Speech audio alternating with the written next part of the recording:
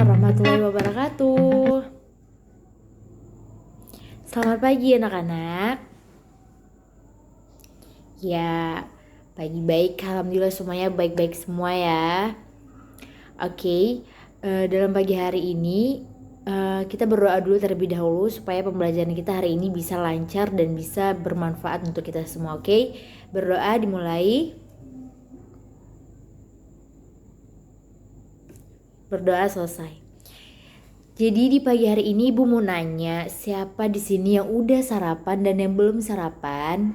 Ibu pertama tanya yang belum sarapan dulu nih. Siapa aja yang belum sarapan? Iya. Kenapa kamu tidak sarapan, Sarah? Sarapan dong. Karena di pagi hari ini kita harus butuh energi dan kekuatan. Jadi kita harus mengisi sarapan kita supaya kita bisa berkonsentrasi untuk memikirkan hal-hal yang positif. Di sini juga Ibu akan melihat kebersihan di sekitar kalian ya. Coba kalian periksa dulu sebelum kita memulai pelajaran. Alangkah baiknya kita memeriksa dulu di sekitar kita bersih atau tidak supaya kita bisa nyaman juga dalam belajar. Coba diperiksa dulu di bawah lacinya, di bawah mejanya juga ada sampah atau tidak. Kalau ada silahkan buang ke tong sampah. Jika tidak, berarti alhamdulillah kalian berarti anaknya semua bersih ya. Dibuang dulu yang ada itu, dibuang dulu di tong sampah. Oke, udah masuk semuanya. Jadi hari ini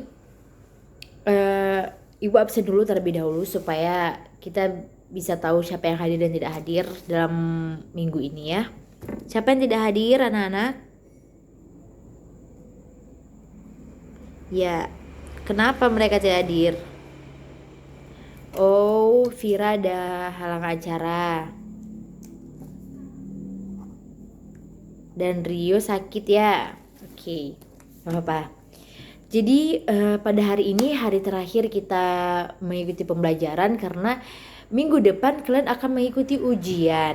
Jadi hari terakhir ini Ibu akan membahas tentang pembelajaran bahasa Indonesia, yaitu media pembelajaran bahasa di Indonesia di SD, diterapkan di SD. Di sini ada yang tahu nggak apa itu media pembelajaran? Ya, media pembelajaran itu banyak ya pengertiannya, dan kalian bagus ada yang tahu itu apa media pembelajaran. Dalam kehidupan seorang guru atau anak murid juga bisa dibilang menggunakan media pembelajaran, di mana media pembelajaran ini bisa digunakan untuk mengajarkan ibu nih, sebagai ibu mengajarkan kalian agar kalian lebih mudah memahami materi yang ibu bahas. Dalam media pembelajaran ini juga kalian bisa mengerti agar lebih mudah kalian memahaminya juga. Di sini ada bermacam-macam media pembelajaran. Siapa yang tahu apa aja media pembelajaran yang bisa kita gunakan? Ya, bisa dalam bentuk media yang kita buat sendiri juga, bisa dalam bentuk media yang sudah jadi. Misalkan contoh medianya itu, kalau yang nyata seperti ibu memiliki media pembelajaran tentang huruf-huruf atau angka-angka yang sudah menjadi karton, atau juga bisa seperti alat-alat yang memang sudah dibentuk menjadi huruf dan angka. Juga bisa media ini disebut juga dengan media menggunakan alat media, atau juga menggunakan alat-alat yang hidup seperti radio, itu juga media pembelajaran. Televisi juga bisa, handphone juga bisa, dan bermacam lainnya. Di sini Ibu akan menjelaskan lebih optimal lagi, lebih rinci lagi agar kalian bisa memahami apa itu media pembelajaran. Di sini Ibu akan menjelaskan tentang media pembelajaran itu merupakan bentuk jamak dari kata medium, dimana yang berarti sesuatu yang terletak di tengah-tengah itu seperti antara dua pihak atau kutub. Di sini Ibu akan menjelaskan juga media atau medium itu adalah segala sesuatu di mana yang terletak di tengah dalam bentuk jenjang, atau juga bisa disebut dengan sifat apa saja yang digunakan dalam bentuk perantara atau penghubung, dan juga bisa dalam penghubung dua pihak dan dua hal, di mana dalam media pembelajaran ini kita bisa membentuk dalam bentuk dua pihak, juga bisa juga dalam bentuk dua hal. Oleh karena itu, dalam media pembelajaran ini juga bisa kita dapat diartikan sebagai sesuatu yang mengantarakan pesan pembelajaran yang pesan pembelajaran yang dimana sebagai ibu memberi pesan kepada kalian penerima pesan agar kalian bisa mudah memahaminya dalam menggunakan media pembelajaran tersebut. Di sini juga Gerlach dan L ini juga menjelaskan bahwa media ini adalah grafik, di mana disebut grafik itu seperti fotografi, elektronik, dan atau alat mekanik untuk menyajikan supaya dalam memproseskan dan juga bisa menjelaskan informasi secara lisan atau visual.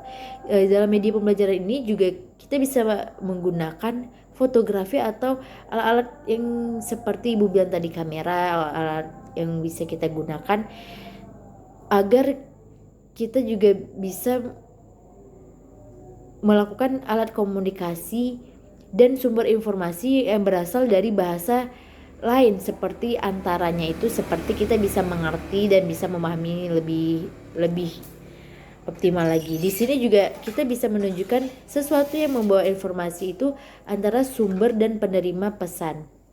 Di sini juga dikatakan media pembelajaran itu ialah segala sesuatu yang membawakan pesan untuk suatu tujuan pembelajaran, di mana konsep media pembelajaran ini mempunyai dua segi yang satunya itu sama lain selain menunjang dan juga perangkat keras, dan juga bisa dibilang sebagai materi atau bahan yang disebut perangkat lunak.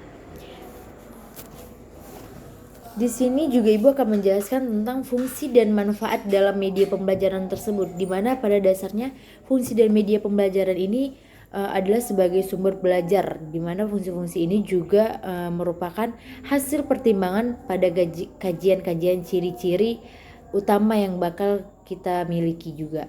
Dalam bahasa fungsi dan manfaat ini dipakai untuk menyampaikan pesan dan dampak atau efek yang ditimbulkan, di mana analisisnya ini, fungsi ini bisa didasarkan pada media pembelajaran dari beberapa fungsinya. Yang pertama itu ada fungsi media pembelajaran sebagai sumber belajar, di mana fungsi pembelajaran ini adalah sebagai penyalur atau penyampaian, penghubung dan sebagainya. Dengan demikian dalam sumber belajar ini dapat kita pahami sebagai segala macam sumber di mana yang ada di luar diri seseorang atau peserta didik, dapat memudahkan terjadinya proses pembelajaran. Dalam fungsi media ini juga kita bisa bermacam-macam memiliki sumber belajar apa yang ingin kita buat dalam media tersebut. Dan yang kedua yaitu fungsi semantik, di mana fungsi semantik ini yaitu kemampuan media dalam menambahkan pemendaraan atau kata simbolnya itu seperti verbal, di mana maknanya itu atau maksudnya itu yaitu benar-benar dipahami oleh kalian atau peserta didik. Dan yang ketiga yaitu fungsi manipulatif, di mana fungsi ini berdasarkan pada ciri-ciri umumnya itu yang dimilikinya itu media yang memiliki kemampuan atau mengatasi batas-batas ruang dan waktu, di mana mengatasi keterbatasan inderwai ini, di mana dalam fungsi pembelajaran ini kita bisa menghemat waktu juga agar kita tidak capek untuk menjelaskan sesuatu. Dalam berbicara juga kita bisa menggunakan dalam media pembicara untuk mensingkatkan waktu dalam pembelajaran. Dan yang keempat yaitu ada fungsi antesi, di mana antesi ini adalah media pembelajaran yang dapat meningkatkan perhatian siswa atau meningkatkan dalam materi ajar. Kita harus meningkatkan materi ajar kita dalam bentuk media pembelajaran agar kalian para murid atau para siswa bisa mengerti dan memahami lebih cepat dalam media pembelajaran. Dan kelima yaitu fungsi afektif, di mana fungsi ini itu kita bisa mengunggah perasaan kita atau emosi, bisa juga tingkah penerimaan kita atau penolakan kalian juga baik para siswa terhadap sesuatu. Dalam setiap orang itu memiliki gejala batin jiwa yang berisikan kualitas atau karakter dengan kesadaran. Dalam fungsi afektif ini kita juga bisa meluangkan media pembelajaran kita seperti perasaan kita, emosi kita, dan tingkah kita. Dan yang keenam itu ada fungsi kognitif, di mana fungsi ini Kalian yang belajar itu melalui media pembelajaran akan memperoleh dan bentuk-bentuk representasi yang mewakili objek-objek yang dihadapi, baik itu objek yang berupa orang atau benda atau peristiwa, atau objek itu juga bisa dipresentasikan dalam diri seseorang melalui tanggapan, gagasan atau lambang yang dalam psikologinya itu semuanya itu merupakan sesuatu yang bersifat mental. Di sini juga ada manfaat yang praktis dari pengguna media pembelajaran, karena dalam proses belajar itu ada manfaatnya juga. Yang pertama itu media pembelajaran dapat memperjelaskan penyajian pesan dan informasi sehingga dapat mempelancarkan dan meningkatkan proses dan hasil belajar. Dan yang kedua itu ada media pembelajaran dapat meningkatkan dan mengarahkan perhatian anak atau peserta didik sehingga dapat menimbulkan motivasi belajar, interaksi yang lebih langsung dan antara siswa yang dari lingkungan, dan kemungkinan kalian para siswa itu bisa belajar sendiri-sendiri sesuai dengan kemampuan dan minat kalian. Jadi di sini ibu akan mengajak kalian untuk membuat media pembelajaran di mana agar kalian lebih mudah untuk memahami pembelajaran tersebut. Nanti juga ibu akan memberikan kalian tugas ya. Dan yang ketiga itu ada media pembelajaran, di mana manfaat media pembelajaran ini dapat mengatasi keterbatasan indera atau ruang dan waktu.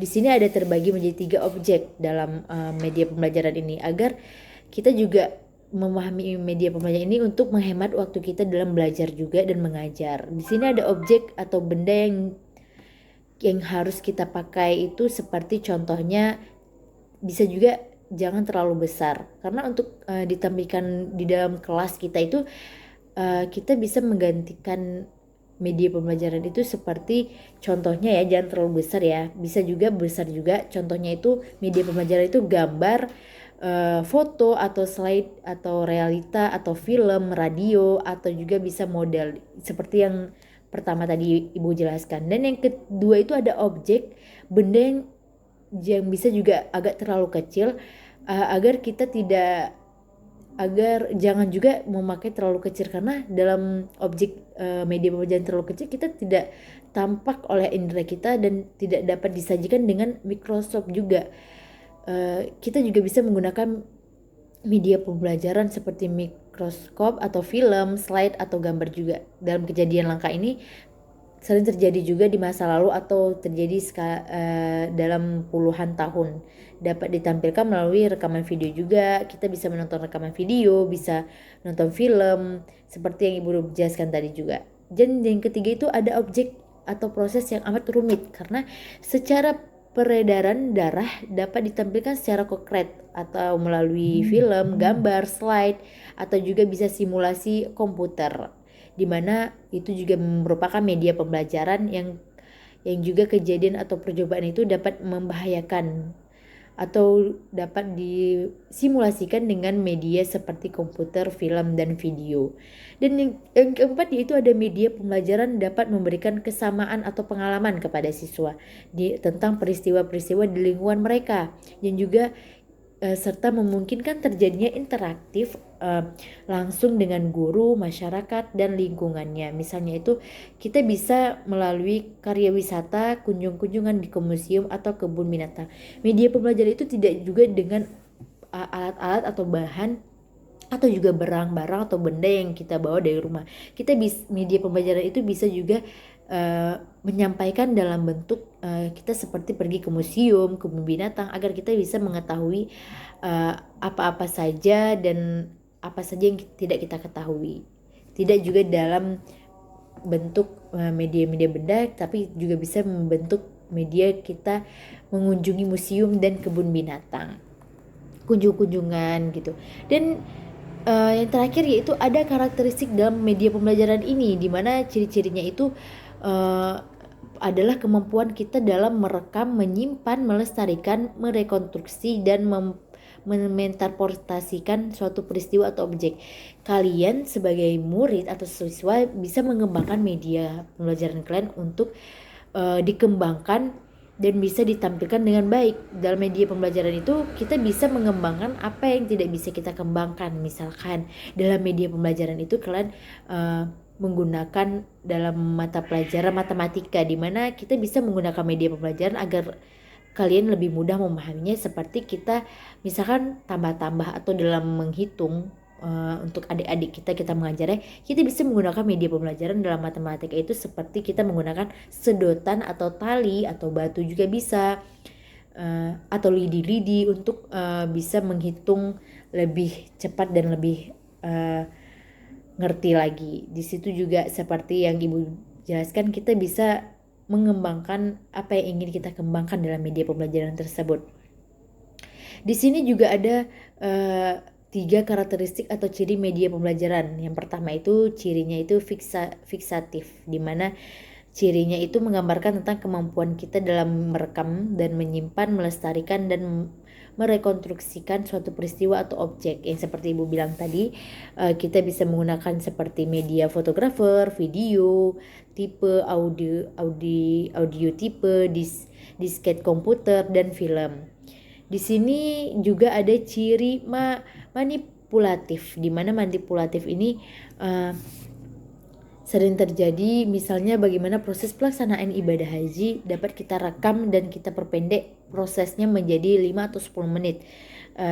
Kita bisa merekam dari video atau di YouTube gitu. Demikian dalam proses kejadian itu manusia mulai pertemuannya itu dari sel telur dan sperma hingga lahir menjadi seorang bayi. Juga bisa kita membuat video tersebut menggunakan media pembelajaran, dan kita menggunakan, tapi menjelaskan itu dengan menggunakan video gitu, seperti itu.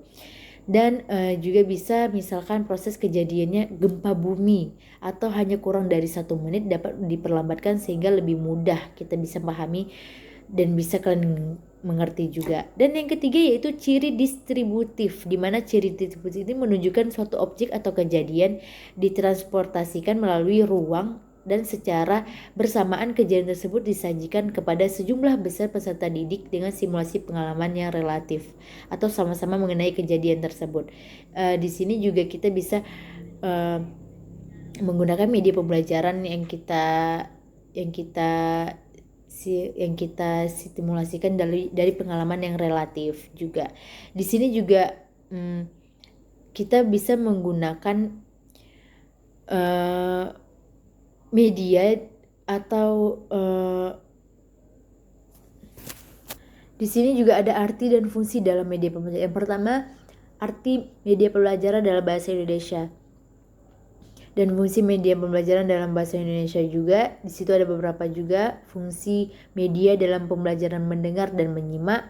Kalian bisa baca di situ ada beberapa seperti motivasi siswa-siswi untuk mencari dan mendapatkan sesuatu yang lebih banyak lagi dengan mendengarkan, seperti mendengarkan radio atau juga bisa mendengarkan film agar kalian bisa memotivasikan apa yang ingin kalian memotivasikan. Di situ juga ada fungsi media dalam pelajaran berbicara, dan juga ada fungsi media pembelajaran dalam membaca, dan bisa fungsi dalam menulis. Itu sudah Ibu jelaskan dari minggu lalu.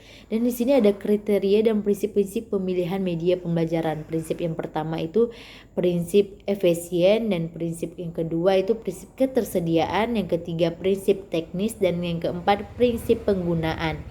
Di sini juga kalian bisa memilih media sebaik-baiknya agar kalian bisa memahami dan bisa menggunakan alat dan bahannya itu dengan mudah. Jadi, media pembelajaran itu dapat diartikan sebagai sesuatu yang mengantarakan pesan pembelajaran antara pemberi pesan dan yang menerima pesan. Dan saran Ibu, kita selayaknya itu sebagai seorang Ibu sebagai guru, dan kalian yang ingin menjadi cita-cita sebagai guru atau menjadi calon guru, kalian juga dapat menggunakan media pembelajaran dalam bahasa Indonesia dalam mata pelajaran lainnya juga, karena kita bisa menggunakannya itu dengan baik dan benar, khususnya itu dalam mengembangkan media pembelajaran agar kita dapat memahami dan menerapkan cara mengajar yang sesuai dalam kurikulum nasional. Dalam media pembelajaran ini kita bisa meningkatkan kemampuan anak dalam mengerti dan memahami apa yang kita ajarkan. Oke, sampai sini ada yang sudah paham? Jika kalian tidak paham, kalian bisa bertanya dan bisa membaca kembali buku cetak kalian dalam materi yang kita ajari hari ini. Dan tugasnya adalah Ibu akan menyuruh kalian dalam satu kelompok ada 4 orang, jadi itu dibagi aja, teman depan bangku dan teman belakang bangku kalian itu disatukan dan membuat tugas, yaitu membuat media pembelajaran tentang apa saja itu, tapi terserah kalian mata kuliahnya apa, mata pembelajarannya apa aja, entah itu IPA, matematika, IPS, PPKN, bahasa Indonesia juga. Kalian bisa menggunakan media pembelajaran untuk kalian jelaskan nanti ke depan setelah kita siap ujian. Oke, sampai sini pertemuan kita hari ini. Semoga apa yang Ibu sampaikan hari ini dan minggu-minggu lalu itu dapat kalian pahami dan kalian mengerti. Dan apabila Ibu ada salah kata, Ibu mohon maaf. Ibu sering-sering marah juga. Ibu akhiri, dan satu lagi Ibu ingatkan, semoga minggu depan kalian ujiannya itu bisa menjawab soal-soalnya dengan benar juga. Oke, anak-anak, Ibu akhiri dulu pertemuan hari ini. Assalamualaikum warahmatullahi wabarakatuh. Pokoknya tugasnya jangan lupa dikerjakan.